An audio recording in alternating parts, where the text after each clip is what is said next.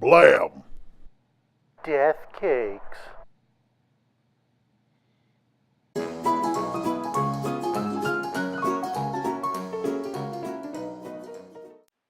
Welcome to the show. We here at Blam Deathcakes are big fans of Batman. I mean, I have to say it's a good time to be a Batman fan.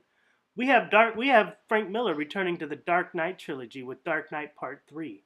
Then next year we're going to have two movies. Count them, two movies with Batman in it. First off, he's going to be going toe to toe with Superman in Batman v Superman. Then he's going to be chasing down the Joker in Suicide Squad. And he even had his own freaking holiday, for goodness sakes. I mean, screw Columbus Day. I'm celebrating Batman Day. I personally celebrated Batman Day by trying to figure out which Batman film is my favorite one. And I looked over the Tim Burton movies, and I felt they were great films for what they were. But they just don't hold up nowadays. And the Chris Nolan movies, they're great as well. But there's too many plot holes, personally, for me. I mean, why did Ra's al Ghul have to hide his identity from Bruce Wayne? And in Dark Knight, why didn't they blame the real culprit in all the mess in the Joker instead of Batman? And how did he get back into Gotham after breaking his back? Too many plot holes for me, people. In the Joel Schumacher movies, whew! I'm not even touching those stinkers. I'm going solo. Now, out of all of these films, I only feel like one really captured the essence and the spirit of Batman. And that movie is The Mask of the Phantasm.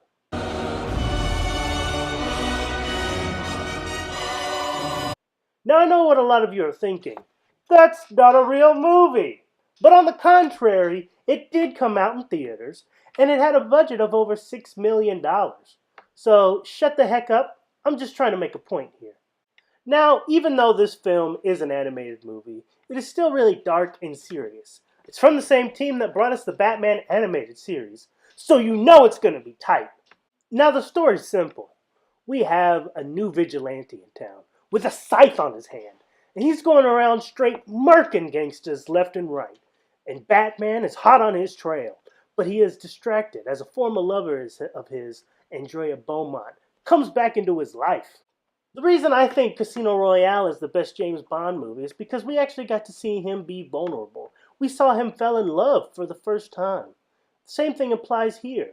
Bruce Wayne meets Andrea Beaumont and actually falls in love with her and begins to realize that there could be true happiness with her. He even asks her to marry him. But all of that changes when she suddenly breaks off the engagement and Bruce descends into darkness and finally dons the cape and cowl.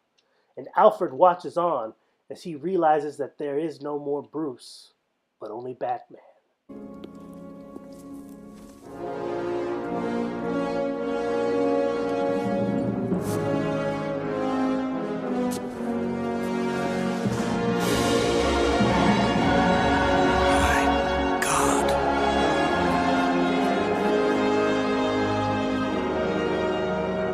And of course you can't have a Batman movie without the Joker. And of course you can't have an animated Joker without having Mark Hamill in it, who voices the Joker brilliantly. And he's also used in this film in a way that no other creator would use the Joker, sparingly. He only shows up to advance the plot. There are a lot of great cartoon shows out there that I consider to be better than live-action TV shows. And I'm looking at you, Agents of S.H.I.E.L.D. Sick bird. But I feel the standout one is the Batman animated series. I mean, those writers and those creators were able to go past all the comics and TV shows and movies and were able to find the truest form of Batman, the true Batman. That's Kevin Conroy. So make sure you like and subscribe to this video. And also, let me know what you think in the comment section. Do you think Mask of the Phantasm is the best Batman movie? Or do you think something else is? Let me know below. But if you didn't like this video, maybe you can just go hug a cactus or something. But I've been Holden, and this was the Blam Deathcakes Show.